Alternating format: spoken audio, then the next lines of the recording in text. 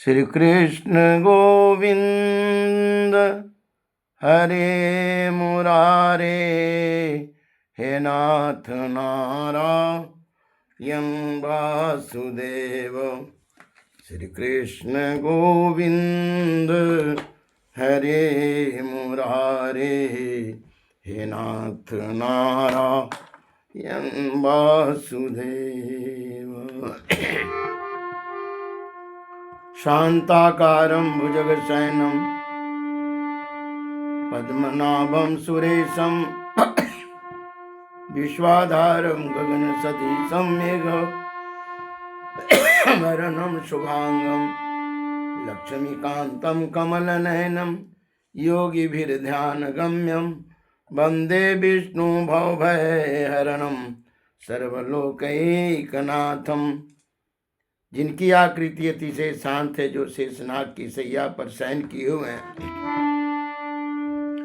जिनकी नाभि में कमल है, जो देवताओं का भी ईश्वर है और जो संपूर्ण जगत के आधार हैं,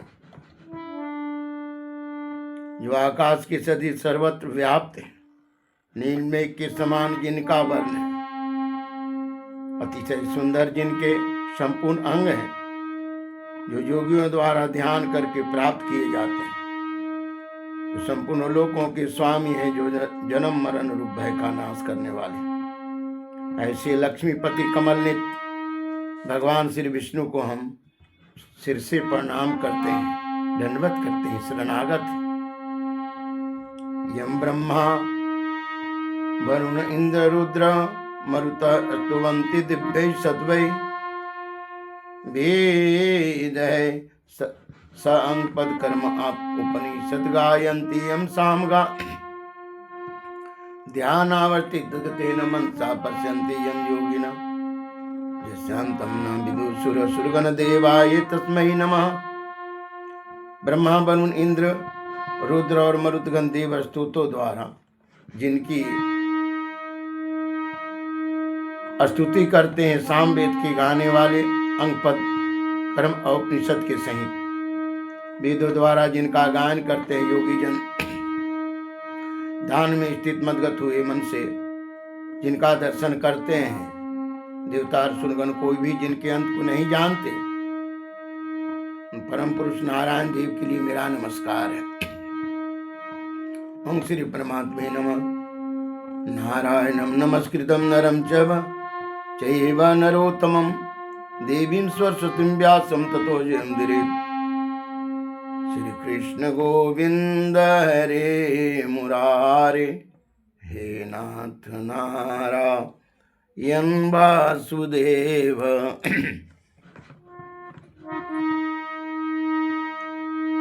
श्रीमद् भगवत गीता जी के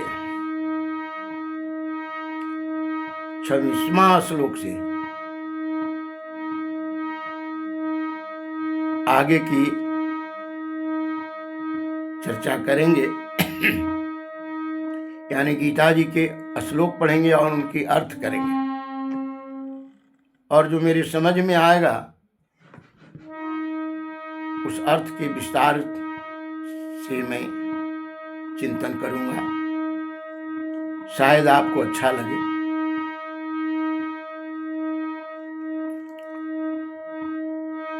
भगवान कहते हैं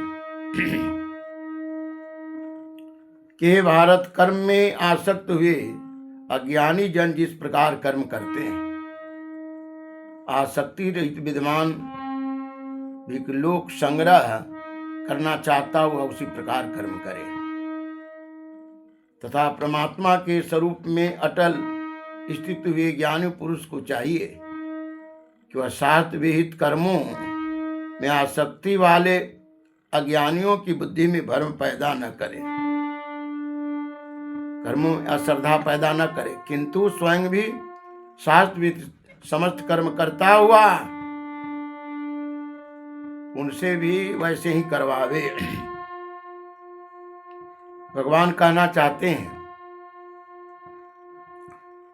कि सृष्टि का संतुलन बनाना, सृष्टि में प्राणी मात्र के कल्याण करना ये महापुरुषों के हाथ में है, अच्छे व्यक्ति के हाथ में है। क्योंकि संसार में जब जब समाज का प्राणी भ्रष्ट हुआ है तो इसमें बड़ों का ही बड़ा हाथ रहा है।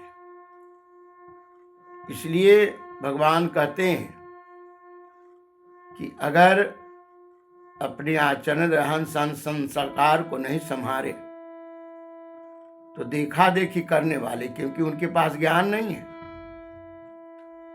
वो स्वर्ग की वस्तु कहते हैं और संसार की जितनी वस्तु है जिसके द्वारा शारीरिक सुख, मानसिक और अनेक प्रकार के भौतिक सुख है, अध्यात्म दर्शन से इसी को स्वर्ग के सुख कहा जाता है। सारी संसार की सुविधा और संसार के अर्थ जो है भोग करने वाले व्यक्ति को राजर्षि कहा जाता है।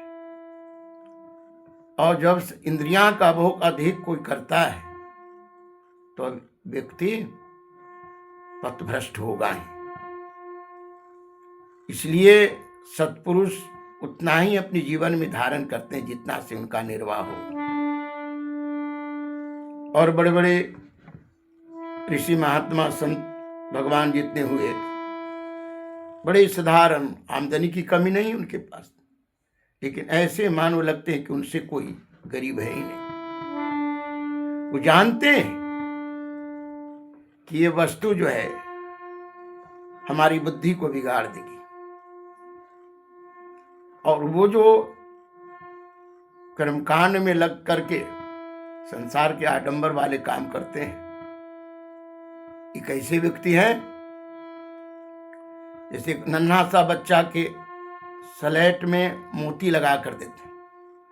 बच्चा मोती गिनने आता है, लाल पीला हरा, लेकिन गुरुजी के जो लक्ष्य है वो है कि इसके द्वारा इसको ABCD और शब्द अक्षर क ख ग घ पढ़ाएं। इसी प्रकार जो है एक कर्मकांड संसार का जो पाखंड है, जो संसार के भौतिक वस्तु और परलोक में भी भौतिक वस्तु की इच्छा करता है, उनके लिए। लेकिन यह है कि सत्कर्म करता है और सत्कर्म करते करते फिर ईश्वर को खोजना शुरू कर देगा। ईश्वर को खोजना जब शुरू कर देगा तो जैसे वस्त्र जल और साबुन के द्वारा मैल निकलने के बाद स्वच्छ सुंदर हो जाता है, ये जीव का शरीर भी उसी प्रकार निर्मल हो जाएगा और फिर वह सत्कर्म से लोक से परलोक तक की यात्रा कर लेगा। बाबा कहते हैं सक्तः कर्मणि अविद्वांस यथा कुर्वन्ति भारत कुर्यात् विद्वान यथा असक्त चिकीर्षो लोक संग्रहम् न बुद्धि भेदम जनयेत ज्ञानम कर्म संगिनाम जो सयेत सर्व कर्मणि विद्वान युक्त समाचरणो प्रकृते क्रियमाणानि गुणे कर्मणि सर्वशः अहंकार महात्मा कर्तायम् इति मन्यते। क्योंकि स्वर्ग की वस्तु पुनरुपि जननम पुनरुपि मरणम है, पुण्य है तब तक आपको प्राप्त होगा। और व्यवहारिक भाव में देखिए तो संसार के जिसके पास अर्थ की व्यवस्था पूर्ण है और भौतिक सुख है, ये स्वर्ग ही तो है, वो पुण्य के कारण पाया है। लेकिन ऐसे प्राणी भगवत भजन नहीं करते, और भजन करते भी हैं तो संसार के अर्थ के लिए, नकली वस्तु के लिए। इसलिए चलिए किसी प्रकार सत्कर्म करता है, आज न कल उन्हें साधना करते करते वह परम तत्व का, उन आत्मा की उनके अंदर जो है प्रकाश आएगी ही, और फिर वह परलोक उनका सुधर जाएगा। क्योंकि धनवान होने के बाद ज्ञानमान हो जाए। गीता जी में कहते हैं कि अर्जुन, ऐसा जन्म बड़ा दुर्लभ है कि धन भी प्राप्त हो, पद भी प्राप्त हो, और सत्मार्ग के रास्ता भी पकड़ लिया, ईश्वर भजन भी करता। लेकिन और लोग जो भटके हैं, जिनके जीवन में संसार की वस्तु जो है, ये वस्तु जो भौतिक है, उसी की प्रधानता है, उनके लिए कहा गया। और हे अर्जुन, वास्तव में संपूर्ण कर्म सब प्रकार से प्रकृति के गुणों के द्वारा किए जाते हैं, तो भी जिनका अंतःकरण अहंकार से मोहित हो रहा है, ऐसा ज्ञानी मैं करता हूं, ऐसा मान लेता है। प्रकृति क्या है? स्वभाव है। कैसे बोलता है, कैसे चलता है, क्या खाता है, कैसे रहता है, कैसी संगत है, इसी प्रकृति का ये सूक्ष्म स्वरूप है। कौन? हवा, जल, अग्नि, वायु, आकाश, धरती की सूक्ष्म स्वरूप है। जैसे अन्न जो है पृथ्वी के मल है, और उस अन्न के द्वारा ही हम जीव प्राणी की उत्पत्ति है, उसी प्रकार जो है ये प्रकृति का सूक्ष्म जो स्वरूप है, हमारा स्वभाव है। ये स्वभाव ही गर्भाधान स्थान है। परंतु हे महाबाहों, गुण विभाग और कर्म विभाग के तत्व को जानने वाले ज्ञान योगी संपूर्ण गुण ही गुण में बरत रहे हैं, ऐसा समझकर उनमें आसक्त नहीं होते। संसार के गुण, बहुत बोलने वाला हो जाए, बहुत कलाकार हो जाए, किसी प्रकार की कोई वस्तु, किसका गुण है? प्रकृति की। तो ज्ञानमान संसार के माया की जितनी भी चकाचौंध वस्तु है, इसमें नहीं फंसते। जिसमें इनका कल्याण हो, उस मार्ग को पकड़ते हैं। और प्रकृति के गुणों से उत्पन्न अत्यंत मोहित हुए मनुष्य गुणों में ही, कर्मों में ही आसक्त रहते हैं। अपूर्णता समझने वाले मंदबुद्धि अज्ञानियों को पूर्णता जानने वाले योगी विचलित न करे। इसलिए हे अर्जुन, तुम मुझ अंतर्यामी परमात्मा में लगे हुए चित्त द्वारा संपूर्ण कर्मों को मुझ में अर्पण करके आशा रहित, ममता रहित और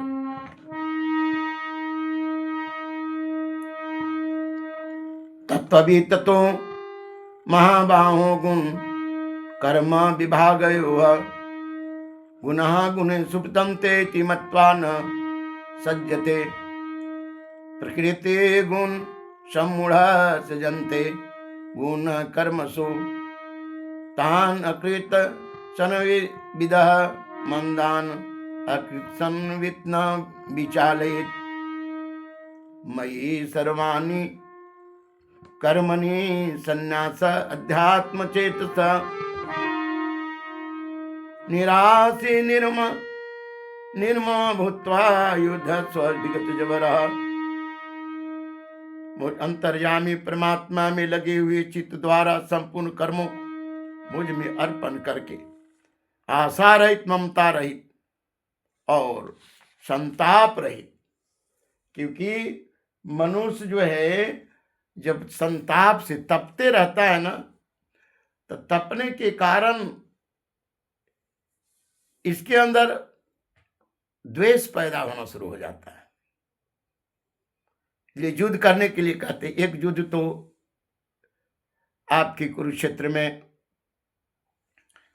हमारे भगवान कृष्ण जी उस कुरुक्षेत्र में जहां कौरव और पांडव जुटे थे, वो है। एक युद्ध शास्त्र में लिखा हुआ है। एक युद्ध आपके शरीर में, शरीर भी एक क्षेत्र है जिसमें जीव जब विषयी हो जाए तो विषयी होने के बाद वह दुर्योधन है।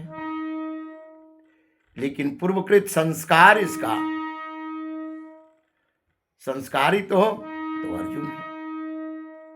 मनुष्य के अंदर जिस संस्कार की बढ़ोतरी है वह अपनी ओर खींचता है। संसार के उसका पूर्व संस्कार शुभ है तो सत्कर्म की ओर खींचेगा, और शुभ कर्म उसका निकृष्ट है तो कुकर्म की ओर खींचेगा। भगवान कृष्ण सद्गुरु भी हैं, भगवान कृष्ण भगवान भी हैं, भगवान कृष्ण जीव के अच्छे संगत के भजन भी हैं।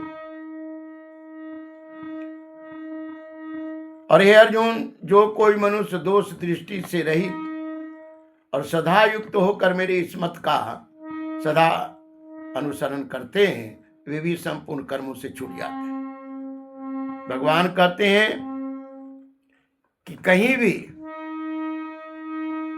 जब सृष्टि की उत्पत्ति गुण और अवगुण से है तो हमारा क्या काम है? गुण ग्रहण करना, अवगुण नहीं। तो इन्होंने कहा कि जो अवगुण न ग्रहण करके, दोष ग्रहण न करके उसके गुण ले ले, जैसे रेशम की कीड़ा अपवित्र है, लेकिन वो करता क्या है? कहा कि वह रेशम के सुता देता है, बड़े शुद्ध है, इसलिए क्या करते? उनको बड़ी श्रद्धा से लोग पालते। इसी प्रकार अगर किसी के द्वारा आपको गुण मिले, शांति मिले, ताप मिले, ताप मुक्त हो जाए, परलोक सुधर जाए, तो उसके पास उसकी संगत, उसकी वाणी पर विचार करना चाहिए। बाबा ने कहा कि सभी प्राणी प्रकृति को प्राप्त होते हैं, अर्थात अपनी स्वभाव के प्रवश हुए कर्म करते हैं। ज्ञानवान भी अपनी प्रकृति के अनुसार ही चेष्टा करता है, फिर इसमें किसी का क्या हट चलेगा? आप चाहें या न चाहें तो भी आप जो है कुसंगत में भी रहेंगे तो भगवत भजन की ओर आकर्षित करेंगे। जैसे सांप के माथे में मणि है, लेकिन मणि का स्वभाव है विषहरना, और विधिवत सजन कुसंगति परई फनी मणि समनि जो गुण अनुसरे। लेकिन क्या करता है? सर्प के विष को हरण कर लेता है।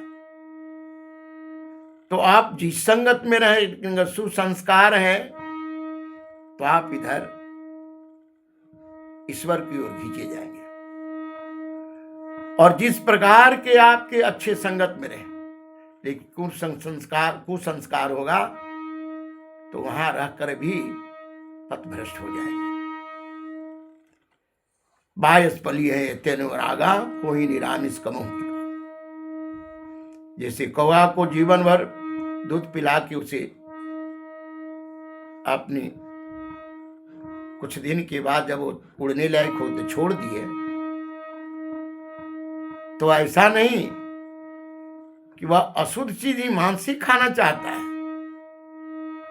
इसी प्रकार संस्कार और कुसंस्कार का प्राणी पर वर्तमान और भविष्य का कार्य चलते रहता है। भगवान का इसमें किसी का हट क्या करेगा? इसी को सुधारने के लिए परमात्मा दवा के रूप में श्रीमद् भगवत गीता जी और शास्त्रों को, महापुरुषों की वाणी रखी है। एमे मतम इदं नित्यं अनुतिष्ठन्ति मानव श्रद्धावन्त अनुसूयन्त मुच्यन्ते ते अपि कर्मभिः अभ्यासूयन्तः नानुतिष्ठन्ते मे मतम् सर्वज्ञान विमूढ़ान् तान् विधि नष्टान् न चेतसः। परंतु जो मनुष्य मुझ में दोष आरोपण करते, मेरे इस मत के अनुसार नहीं चलते, उन मूर्खों को संपूर्ण ज्ञानों में मोहित और नष्ट भ्रष्ट समझ भगवान कहते हैं कि दोष और गुण संसार में सगुणों पड़ा है। जैसे मान लीजिए कृष्ण भगवान को ले, भगवत श्रीमद् भगवत महापुराण में आए कि गोपियां कात्यायन व्रत कर रही हैं। ये अर्थ जो है व्यवहारिक अर्थ है, और इनका आध्यात्मिक अर्थ जब समझेंगे तब समझ में आएगा। और भगवान कदम के गांच पर बैठे ग्वाल बाल के साथ, और गोपियां जमुना जी में स्नान करने गई हैं। तो जमुना जी में जब स्नान करने गई हैं तो भगवान कृष्ण उनकी वस्त्र को चीर को हरण कर लिए। अब गोपियां भगवान कृष्ण के पास आकर चीर जब मांगती हैं तो उन्होंने कहा कि निर्वस्त्र होकर के अपने वस्त्र ले जाओ क्षमा मांगकर। अब इसमें हम लोग क्या लगाते हैं कि कृष्ण इतना बड़ा ऐसा काम, लेकिन नहीं, इसका अर्थ आध्यात्मिक ही नहीं है। जमुना जी वैराग के प्रतीक है, गोपी जीव के प्रतीक है। गोपी इंद्रियां जिनकी परमात्मा के सुमिरन में, परमात्मा के नाम में, परमात्मा के श्रवण में लगा है, वो सारे जीव गोपी है। और जो है संसार ही कदम के गांच, कदम समझिए, का कहते हैं प्रकृति को, अदम कहते हैं इंद्रियां को दमन करना। तो संसार में परमात्मा कैसे हैं? तप के रूप में, ज्ञान के रूप में, परमार्थ के रूप में, प्रेम के रूप में, सत्पुरुष के रूप में, अध्यात्म के रूप में, आत्म प्रकाश के रूप में। इसी में परमात्मा, तो परमात्मा जो है वहां पर साक्षात प्रकट है। कहां? भक्तों के पास। अब भक्त जब परमात्मा के वैराग रूपी जल में स्नान करके भगवान के पास जाता, तो भगवान क्या करते? जीव का वस्त्र क्या है? शरीर, माया। जीव को इससे बड़ा मोह होता है, इस वस्त्र से। अब भगवान क्या करते हैं? इस वस्त्र को, इससे इसको विरक्त करा देते हैं, निर्मल कर देते हैं इसको। यही भगवान को पुनः वस्त्र देना है।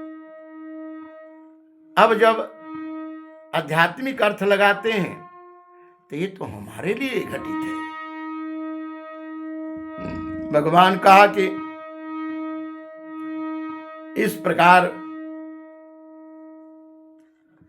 जो प्राणी संसार में अवगुण देखता है उसके जीवन में उद्धार कभी नहीं होता। गुण देखिए, क्योंकि जैसी दृष्टि वैसी सृष्टि।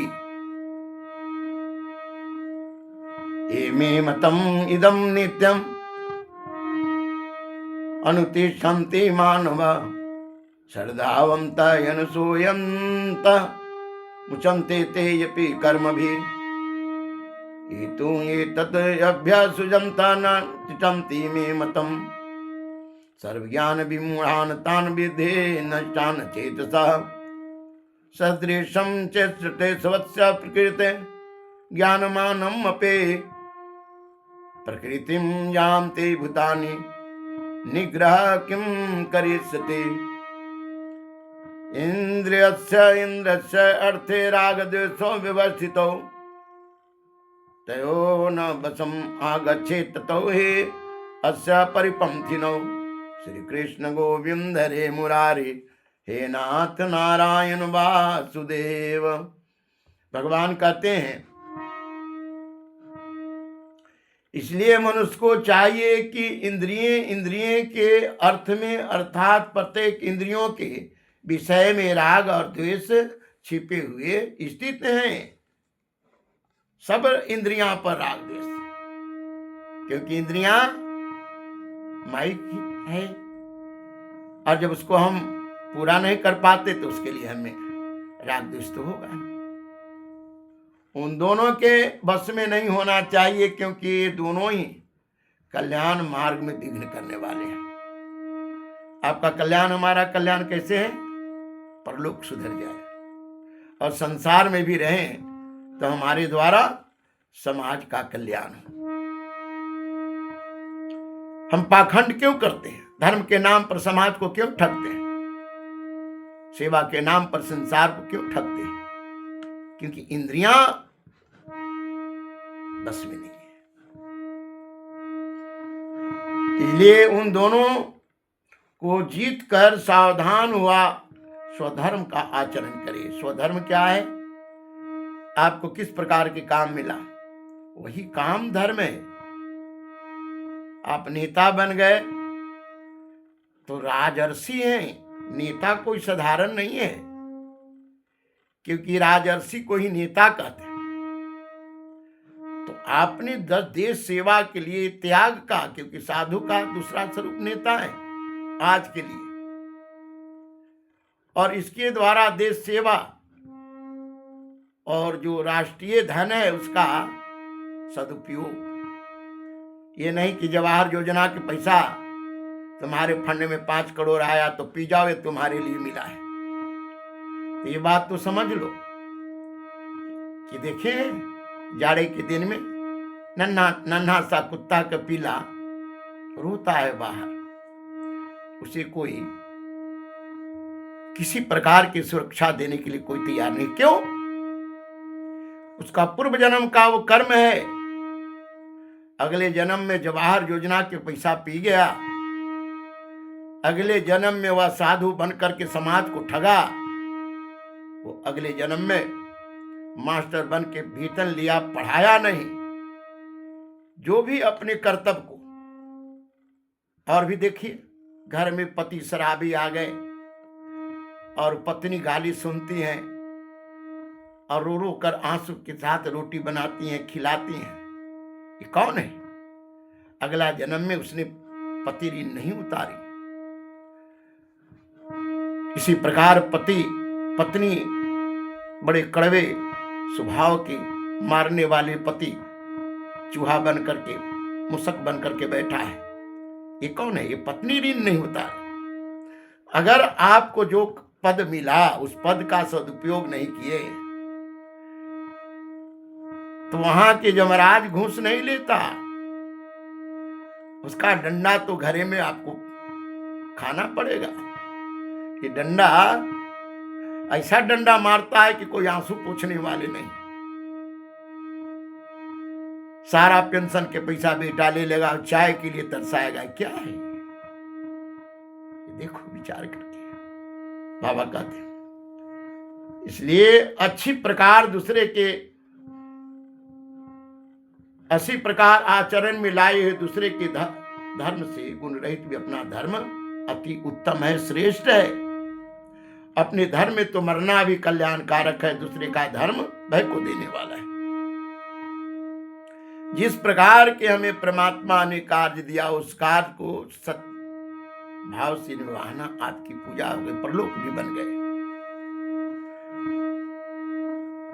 इस पर अर्जुन ने पूछा कि हे कृष्ण, तो फिर यह मनुष्य स्वयं भी न चाहता हुआ बलात् लगाए हुए की भांति किसकी प्रेरणा से पाप का आचरण करता है?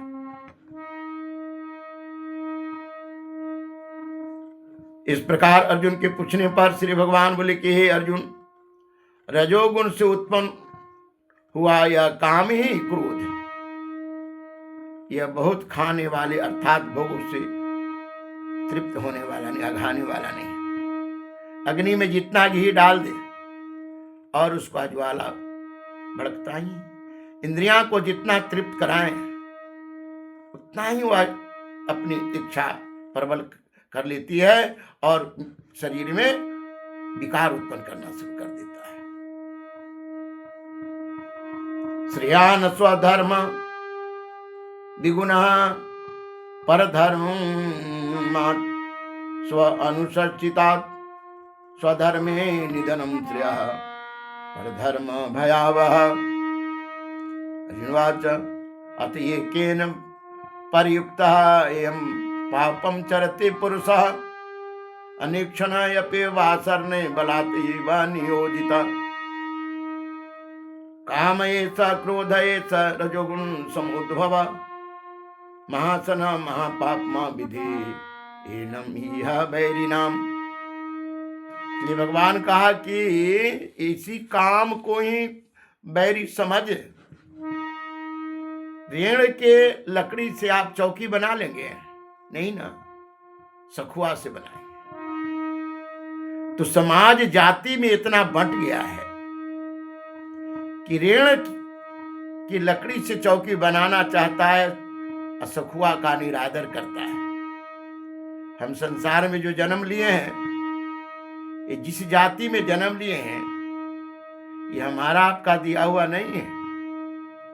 ये तो उत्तम संस्कार अगले जन्म के पुण्य से है। आत्मा एक है। रेण में भी वही जीव है जो सखुआ में है, लेकिन दोनों की चौकी नहीं बनाया जा सकता। उसी प्रकार जो जीव मलिन मन, संस्कारहीन है, उसके द्वारा अगर वो धर्म की चोला पहन भी ले, तो धर्म की चोला पहनने के बाद भी जैसे ईंट के बना हुआ चौकी अरंडी की टिकेगी नहीं, बना तो देंगे, उसी प्रकार उसके अंदर धर्म टिकेगा नहीं। वह हर तरह से गिर जाएगा।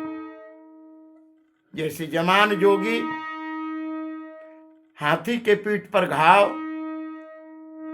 मला हुआ दवा खाने के बाद आपको हो सकता है कि वो दवा जहर बन गया हो। अजमान जोगी पर अगर विश्वास किया तो हो सकता है कि आपको पलट करके धोखा दे दे। अब हाथी के पीठ पर जो घाव हो गए, अब हौदा कसेंगे तो जैसे ही वहां पर उसका पड़ेगा तो पटक देगा। इसी प्रकार जो है, जब तक हम जाति में चलेंगे,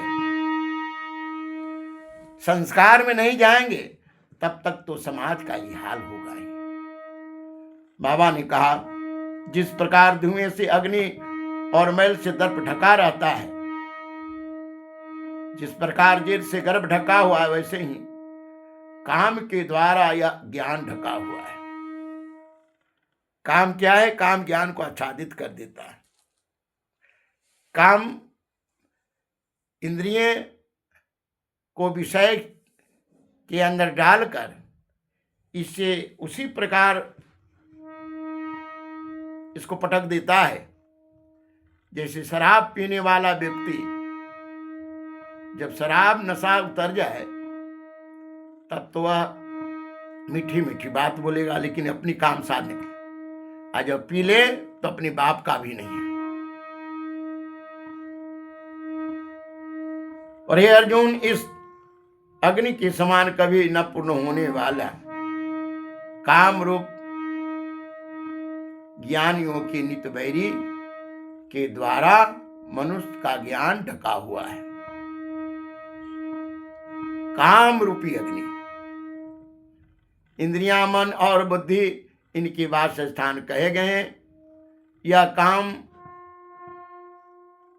इन मन, बुद्धि और इंद्रियों के द्वारा ही ज्ञान को आच्छादित करके जीवात्मा को मोहित करता है। किसके द्वारा? मन के द्वारा, बुद्धि के द्वारा। जिस प्रकार के मनुष्य का संस्कार है, इंद्रियां उधर लेकर जाएंगी, गलत बात सुनने के लिए, गलत संगत करने के लिए, गलत खाने के लिए, तब बुद्धि वहीं पर लगाएगी। पिता से, भाई से, किसी से झूठ बोलकर और उसी वस्तु के माहौल बनाकर उसको प्राप्त करना चाहेगा। मन को उसके साथ रहना पड़ता है, क्योंकि बुद्धि जो है मन से ऊपर है। इसलिए अर्जुन, तुम पहले इंद्रियों के बस में कर। इंद्रियां को बस में कैसे करोगे? स्वाध्याय करके, अभ्यास करके, व्रत करके, अच्छे संगत करके। धूमेन या बरियते बहने जथा यादर समलेन च यथा उल्वेन यावृत गर्भ तथा तेन इदम्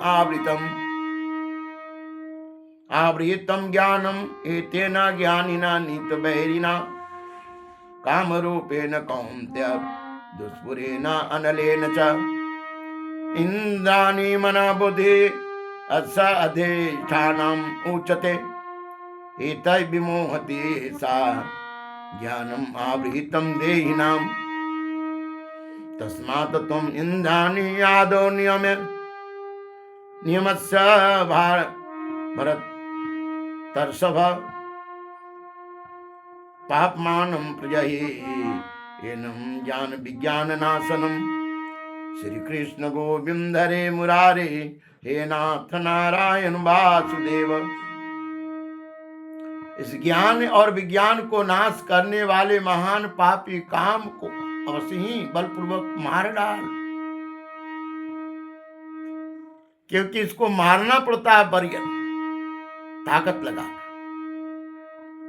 शरीर को व्रत के द्वारा हमारे महापुरुष लोग, आज भी जोगी संत भगवान हैं, क्या करते हैं? जल में भर छाती जल में खड़ा होकर शीतल जल में जाप करते हैं, रात बिताते हैं, जल सेन करते हैं, अग्नि में अग्निवास करते हैं। जेठ के महीना में शरीर को तपाते हैं।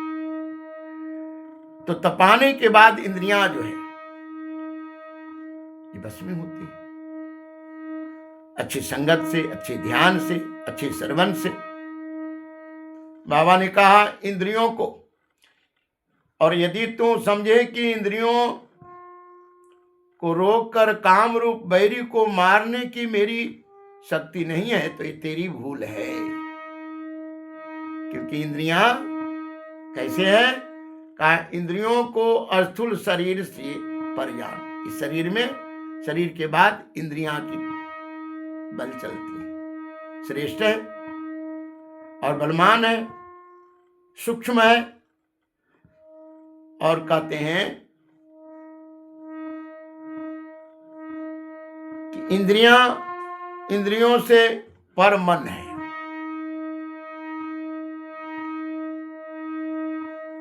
और मन से पर बुद्धि है। आप बुद्धि से जो पर है वो आत्मा है। इस प्रकार बुद्धि से पर अर्थात सूक्ष्म बलवान और अत्यंत श्रेष्ठ आत्मा को जानकर और बुद्धि के द्वारा मन को बस में करके, हे महाबाहो तू इस काम रूप दुर्ज शत्रु को मार डाल। अगर अध्यात्म से देखे तो ये पूरा शरीर कुरुक्षेत्र है, और वासना क्रोध जो है विषय ये दुर्योधन है, और सत्कर्म भजन साधना ये अर्जुन है। क्योंकि अर्जन करता है जो मन को बस में किया, और भगवत भजन कृष्ण भगवान है। अगर अध्यात्म से देखे तो ये सब शरीर में घटती है। ऐसे भी विचार करिए कि ये कुरुक्षेत्र हुए हरियाणा क्षेत्र में, तो आप हमने सुन लिया, तो सुनने के बाद युद्ध तो कौरव पांडव में हुए, कथा तो सुनाए गए अर्जुन को, तो मेरा क्या बना? तो मेरा तब बनेगा जब इसको आध्यात्मिक तत्वता घटाएंगे, तब उस शरीर में घटेगा। क्योंकि सदैव काम जो है संसार में ये आपका महान शत्रु है। काम क्रोध लोभ मोह। इसको कैसे मारा जाए, कैसे बस में किया जाए, कैसे जीता जाएगा? कहा जब आप ईश्वर चिंतन करेंगे, व्रत करेंगे, ध्यान करेंगे, सत्संग करेंगे, स्वाध्याय करेंगे। भगवान ने कहा इंद्राणि पराणि आहु इंद्रियभ्यः परम मनः मनसा तू परा बुद्धि या बुद्धे परता तू सह एवं बुद्धे परम बुद्धत्वा संसद्भ्य आत्मानम आत्मना यही सत्यम महाबाहो काम रूपम दुरासदम। इसी के तो कहा कि जतन बिनु मिर्गा खेत उजारा जतन बिनु मिर्गा खेत उजारा, जतन बिनु मिर्गा खेत उजारा, जतन बिनु मिर्गा खेत उजारा, जतन बिनु मिर्गा। 5 है मिर्गा 25 है मिर्गी, तामे 3 रखवारा। 5 है मिर्गा 25 है मिर्गी, तामे 3 रखवारा। 5 तत्व का शरीर है ना, और इसको प्राण वायु, अपान वायु, समान वायु, 5 प्राण को भी कहते हैं कि पांचों का प्राण है। 5 प्राण क्यों है? क्योंकि जल का प्राण, वायु का प्राण, अग्नि के प्राण, पृथ्वी के प्राण, शब्द का प्राण, 5 प्राण है। और इन 5 तत्व के 55 इच्छा, द्वेष, काम, क्रोध, लोभ, ईर्षा, डांट, छल, प्रपंच जितना है ना, इन सबके 55 जो है पत्नी रखने वाले। तो इनमें 3 चलते हैं, 3 है रखवार। कौन? सतोगुण, रजोगुण और तमोगुण। या तो प्राणी साधु प्रवृत्ति से चल रहा है, सत्कर्म से चल रहा है, या तो प्राणी प्रपंच में चल रहा है, या तो प्राणी निकृष्ट भाव से चल रहा है। इन्हीं 3 में प्राणी घूमते रहता है। लेकिन जो जागे नहीं है उनका क्या हो जाता है? कहा है मृगा आया अमृगी, और इन जो रखवाला है ना, ये मुंह बहाकर सोया है, और इनकी खेती का जितने भी फसल है लेकर चला गया। भगाता है लेकिन तब तक लेकर चला गया। जीव का सारा समय संसार भोग की वस्तु के कारण अहंकार से अपना सारा समय नष्ट कर लेता है।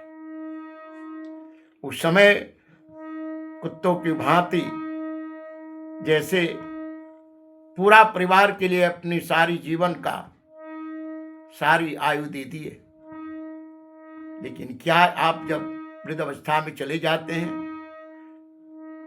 आपके भौतिक वस्तु तो दे देगा, लेकिन आपके आत्मिक दर्द, आपके परलोक सुधारने वाले किसी तरह के कुछ नहीं, कोई दुख हरण करेगा, और वो आपको स्वयं भोगना पड़ेगा। इसलिए चतुर्पुरुष जगते, संसार रूपी रात्रि में जगना, अपने निर्वाह भर शरीर में खर्च करना, और जो वस्तु है संसार में आपको मिला है उसका सदुपयोग करना। इस प्रकार जो है 43 श्लोक तक, 26 से 43 श्लोक तक श्रीमद् भगवद गीता जी की 3रा अध्याय का मैंने स्वाध्याय किया, पढ़ा, अर्थ किया। हमें पूर्ण विश्वास है कि अगर आप श्रवण करेंगे तो आपको शांति मिलेगी, ताप मुक्त हो जाएंगे। क्योंकि श्री गीता जी ताप मुक्त के स्पेशल दवा है। गीता जी ही सारे शास्त्र में, लेकिन और शास्त्र में गीता जी कैसे हैं? जैसे आम का फल, छिलका, गुदा और बीज। और गीता जी क्या है?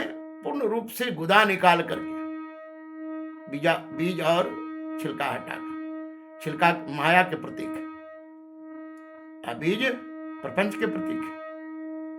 तो प्रपंच निकाल करके, माया निकाल करके गीता जी को भगवान कृष्ण ने अर्जुन को सुनाया है।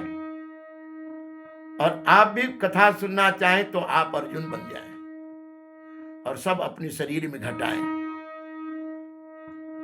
तत्सदिति श्रीमद् भगवद गीता उपनिषत्सु ब्रह्म विद्यायाम योगशास्त्र संवादे कर्मयोगो नाम 3य हरि ओम तत्सत्, हरि ओम तत्सत्, हरि ओम तत्सत्। कृष्ण अर्पणमस्तु।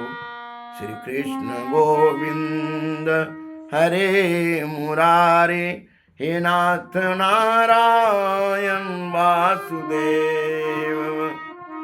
श्री कृष्ण गोविंद हरे मुरारे, हे नाथ नारायण वासुदेव। श्रीमन्नारायण चरणौ शरणं प्रपद्ये, श्रीमती नारायणाय नमः। श्रीमन्नारायण